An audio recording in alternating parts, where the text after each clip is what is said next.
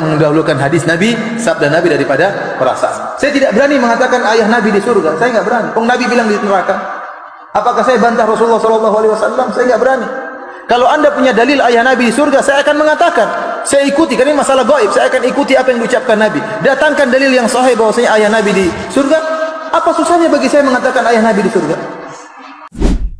Memvonis kedua orang tua Nabi masuk ke dalam neraka dengan berlandaskan hadis sahih Muslim, inna abi wa abaka finnar, itu merupakan pemahaman yang keliru, sesat dan menyesatkan. Kenapa? Karena hadis sahih Muslim ini statusnya adalah hadis ahad, yang mana dilahnya adalah zanni.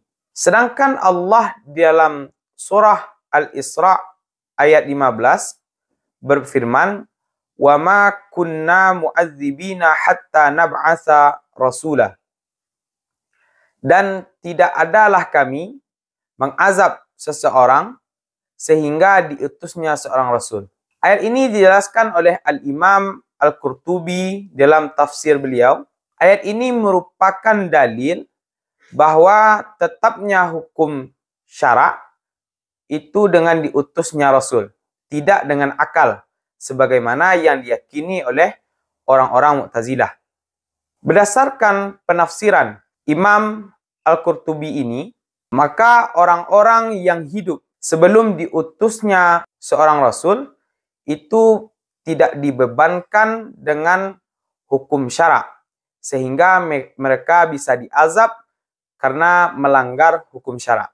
Ini sesuai dengan pendapat yang benar di sisi ulama Ahlus Sunnah wal Jamaah, bahwa Ahlul Fatrah, yaitu orang-orang yang hidup sebelum diutusnya seorang rasul, itu selamat daripada neraka. Lalu bagaimana dengan hadis sahih Muslim, inna abi wa abaka finnar, yang secara sharih mengatakan bahwa kedua orang tua Nabi itu masuk ke dalam neraka? Secara literal atau secara zahir, bahwa dua dalil ini, yaitu hadis sahih Muslim dengan ayat surah Al-Isra ayat 15, itu seolah-olah kontradiksi. Namun pada hakikatnya tidak terjadi kontradiksi antara dua dalil. Karena disebutkan dalam kitab usul fikih, syarat untuk dikatakan kontradiksi antara dua dalil bahwa kedua dalil itu sama-sama kuat. Sedangkan pada permasalahan ini, dua dalil itu tidak sama-sama kuat. Karena dalil hadis sahih Muslim itu adalah dalil yang lemah. Kenapa lemah? Karena dilahnya zanni. Karena status daripada hadis tersebut adalah hadis ahad.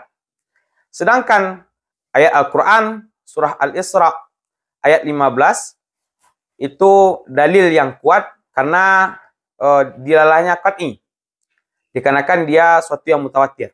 Dijelaskan oleh para ulama, ketika terjadi kontradiksi antara dalil qat'i dengan dalil zanni, maka yang didahulukan adalah dalil qat'i. Sehingga hadis sahih Muslim yang dilalahnya zanni itu tidak bisa dijadikan dalil untuk menetapkan bahwa orang tua Nabi masuk ke dalam neraka. Maka orang yang menghukumi atau memvonis kedua orang tua Nabi masuk ke dalam neraka dengan berlandaskan hadis sahih Muslim, inna abi wa abaka finnar, itu merupakan pemahaman yang keliru, sesat dan menyesatkan.